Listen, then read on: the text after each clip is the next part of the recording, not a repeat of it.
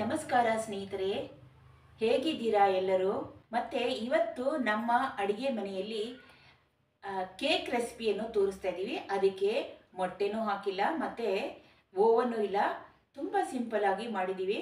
ಕುಕ್ಕರಲ್ಲಿ ಕೇಕ್ನ ಮಾಡಿದ್ದೀವಿ. ನಿಮಗೆ ಇಷ್ಟ ಆದರೆ ಒಂದು ಲೈಕ್ ಕೊಡಿ. ಯಾರೆಲ್ಲ ಹೊಸಬ್ರು ನನ್ನ ಚಾನಲ್ಗೆ ಸಬ್ಸ್ಕ್ರೈಬ್ ಆಗದೆ ನೋಡ್ತಾ ಇದ್ದೀರಾ, ಪ್ಲೀಸ್ ನನ್ನ ಚಾನಲ್ಗೆ ಸಬ್ಸ್ಕ್ರೈಬ್ ಆಗಿ. ಮತ್ತು ಸ್ನೇಹಿತರೆ, ನಾನು ಮಾಡಿರುವಂಥ ಈ ಕೇಕು ನಿಮಗೆ ಇಷ್ಟವಾದರೆ ನೀವು ಸಹಿತ ಟ್ರೈ ಮಾಡಿ ಮತ್ತು ಹೇಗೆ ಬಂತು ಅಂತ ಹೇಳಿ. ಮುಂದಿನ ದಿನಗಳಲ್ಲಿ ಮೈಸೂರಿನ ಟ್ರೆಡಿಷನಲ್ ಶೈಲಿಯ ಅಡುಗೆಯನ್ನು ತಿಳಿಸ್ಕೊಡ್ತೀನಿ. ಸ್ನೇಹಿತರೆ, ಹಾಗಾದರೆ ಬನ್ನಿ ನಮ್ಮ ಅಡುಗೆ ಮನೆಯಲ್ಲಿ ಕೇಕು ಯಾವ ರೀತಿ ಮಾಡ್ತೀವಿ ಅಂತ ನೋಡ್ಕೊಂಬರೋಣ. ಸ್ನೇಹಿತರೆ ನೋಡಿ, ಪಾತ್ರೆಗೆ ಎಣ್ಣೆ ಹಾಕಿ ಅದನ್ನೆಲ್ಲ ಸ್ಪ್ರೆಡ್ ಮಾಡ್ತಾಯಿದ್ದೀನಿ. ಆಮೇಲೆ ಒಂದು ಸ್ವಲ್ಪ ಮೈದಾ ಹಿಟ್ಟು ಹಾಕಿ ಎಲ್ಲನೂ ಸ್ಪ್ರೆಡ್ ಮಾಡ್ತೀನಿ.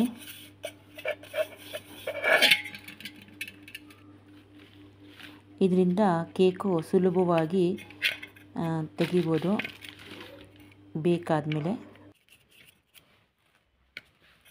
ಬಟರ್ ಪೇಪರ್ ಏನೂ ಅವಶ್ಯಕತೆ ಇರಲ್ಲ.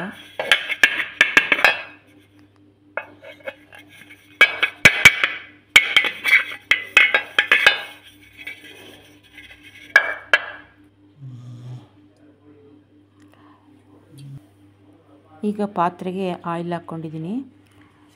ಆಮೇಲೆ ಸಕ್ಕರೆ ಮಿಕ್ಸರ್ಗೆ ಹಾಕಿ ಪುಡಿ ಮಾಡಿಕೊಂಡು ಇದಕ್ಕೆ ಹಾಕ್ತಾಯಿದ್ದೀನಿ. ಒಂದು 4 ಟೀ ಸ್ಪೂನು ಎಣ್ಣೆ ಹಾಕಿದ್ದೀನಿ. ಆಮೇಲೆ ಅದಕ್ಕೆ ಪುಡಿ ಸಕ್ಕರೆ ಹಾಕಿ ಚೆನ್ನಾಗಿ ತಿರುಗಿಸ್ತಾ ಇದ್ದರೆ ಅದು ಕ್ರೀಮಿ ಸ್ಟ್ರಕ್ಚರ್ ಬರಬೇಕು. ಆ ಥರ ಬೀಟ್ ಮಾಡಬೇಕು.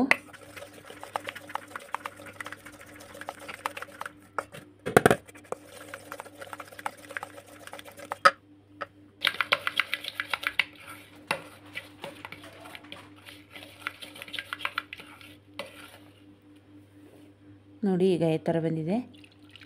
ಅದಾದಮೇಲೆ ನೆಕ್ಸ್ಟು ಹಾಲು ಹಾಕ್ತಾಯಿದ್ದೀನಿ. ಇದು ಫ್ರೆಶ್ ಮಿಲ್ಕ್ ಹಾಕಿರೋದು. ನೀವು ಆಯಿಲ್ ಬದಲು ಬೆಣ್ಣೆ ಸಹಿತ ಹಾಕ್ಕೋಬೋದು. ನಾನು ಇಲ್ಲಿ ಬೆಣ್ಣೆ ಹಾಕದೆ ಮಾಡಿ ತೋರಿಸ್ಬೇಕು ಅಂಥೇಳಿ ಮಾಡ್ತಾ ಇರೋದು.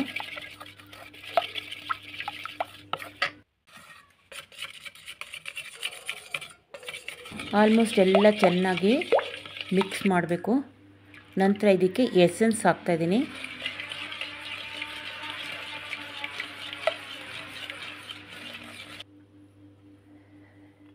ನೆಕ್ಸ್ಟು ಆಲ್ ಪರ್ಪಸ್ ಫ್ಲೋರ್ ಅಂದರೆ ಮೈದಾ ಜರಡಿ ಹಿಡಿತಾ ಇದ್ದೀನಿ. 1.5 ಕಪ್ ಮೈದಾ, 2 ಸ್ಪೂನ್ ಬೇಕಿಂಗ್ ಪೌಡರ್, ಅರ್ಧ ಚಮಚ ಬೇಕಿಂಗ್ ಸೋಡಾ ಹಾಕಿದ್ದೀನಿ.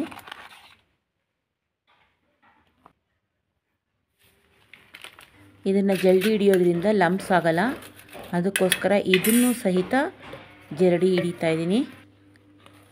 ನೋಡಿ ಫ್ರೆಂಡ್ಸ್, ಇದನ್ನು ಸ್ಲೋವಾಗಿ ಒಂದೇ ಡೈರೆಕ್ಷನಲ್ಲಿ ತಿರುಗಿಸ್ಬೇಕು. ಯಾಕಂದರೆ ಅದರಲ್ಲಿ ನಾವು ಬೇಕಿಂಗ್ ಸೋಡಾ ಮತ್ತು ಬೇಕಿಂಗ್ ಪೌಡ್ರು ಹಾಕಿರೋದ್ರಿಂದ ಬಬಲ್ಸ್ ಫಾರ್ಮೇಷನ್ ಆಗ್ತಾ ಇರುತ್ತೆ. ಬಬಲ್ಸ್ ಬ್ರೇಕ್ ಆಗಬಾರ್ದು ಅಂತ ನಾವು ಒಂದೇ ಡೈರೆಕ್ಷನಲ್ಲಿ ಸ್ಲೋ ಆಗಿ ತಿರುಗಿಸ್ಬೇಕು. ಇಲ್ಲಾಂದರೆ ಕೇಕು ಫ್ಲಫಿಯಾಗಿ ಬರೋದಿಲ್ಲ. ನೋಡಿ, ಈ ಸ್ಟ್ರಕ್ಚರಲ್ಲಿರಬೇಕು. ಇನ್ನೊಂದು ಸ್ವಲ್ಪ ಹಾಲು ಹಾಕ್ತಾಯಿದ್ದೀವಿ. ತುಂಬಾ ಟೇಸ್ಟಾಗಿತ್ತು ಕೇಕು. ಸ್ಮೂತಾಗುತ್ತೆ. ನಾವು ಬೆಣ್ಣೆ ಇಲ್ದಿರನೂ ಕೇಕ್ನ ಯಾವ ರೀತಿ ಮಾಡ್ಬೋದು ವಿತೌಟ್ ಎಗ್ಗು, ವಿತೌಟ್ ಓವನು ಅನ್ನೋದೇ ಇಲ್ಲಿ ಇಂಪಾರ್ಟೆಂಟು. ಪ್ರತಿಯೊಬ್ಬರು ತಮ್ಮ ಮನೆಯಲ್ಲಿರುವಂಥ ಐಟಮ್ಸ್ ಬಳಸಿ ಸುಲಭವಾಗಿ ಕೇಕನ್ನು ಬೇಕ್ರಿ ಸ್ಟೈಲಲ್ಲೇ ಮಾಡ್ಬೋದು.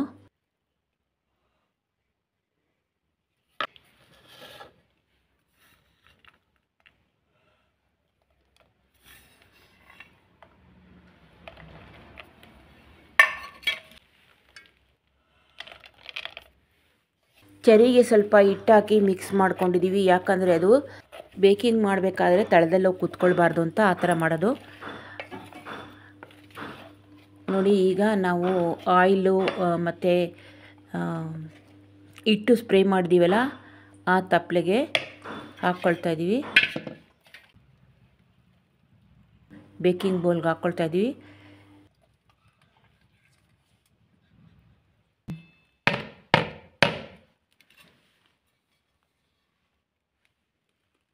ಅದ್ರ ಮೇಲೆ ತಿರ್ಗಾ ಚೆರಿ ಎಲ್ಲ ಹಾಕಿ ಪ್ರೀ ಹೀಟ್ ಮಾಡಿರುವಂತಹ ಕುಕ್ಕರಲ್ಲಿ ಇಡ್ತಾಯಿದ್ದೀನಿ.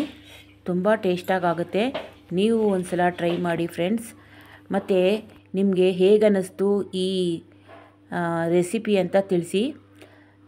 ನೋಡಿ, ಅಂಟೇ ಇಲ್ಲ, ಓನ್ಲಿ 40 ಮಿನಿಟ್ಸಲ್ಲಿ ಆಗಿದೆ. ಕುಕ್ಕರ್ನ ಪ್ರೀ ಹೀಟ್ ಮಾಡಿದ್ವಿ ಒಂದು 5 ಮಿನಿಟ್ಸ್ ಅಷ್ಟೇ. ಆಮೇಲೆ ಇದೊಂದು 40 ಮಿನಿಟ್ಸು ಸಿಮ್ಮಲ್ಲಿ ಇಟ್ಟು ಬೇಕ್ ಮಾಡಿದ್ವಿ ಕುಕ್ಕರಲ್ಲೇ. ಕೆಳಗಡೆ ಉಪ್ಪು ಹಾಕಿದ್ದೀವಿ, ಪುಡಿ ಉಪ್ಪು. ಆ ಉಪ್ಪನ್ನು ತೆಗೆದು ಕವರಲ್ಲಿ ಹಾಕಿರ್ತೀವಿ, ಮತ್ತೆ ಬೇಕಾದರೆ ಅದನ್ನೇ ಯೂಸ್ ಮಾಡ್ಕೊಳ್ತೀವಿ.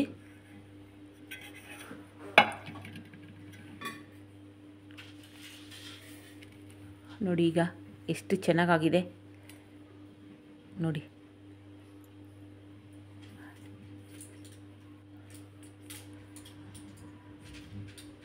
ನೋಡಿ ಫ್ರೆಂಡ್ಸ್, ತುಂಬಾ ಟೇಸ್ಟಾಗಿತ್ತು.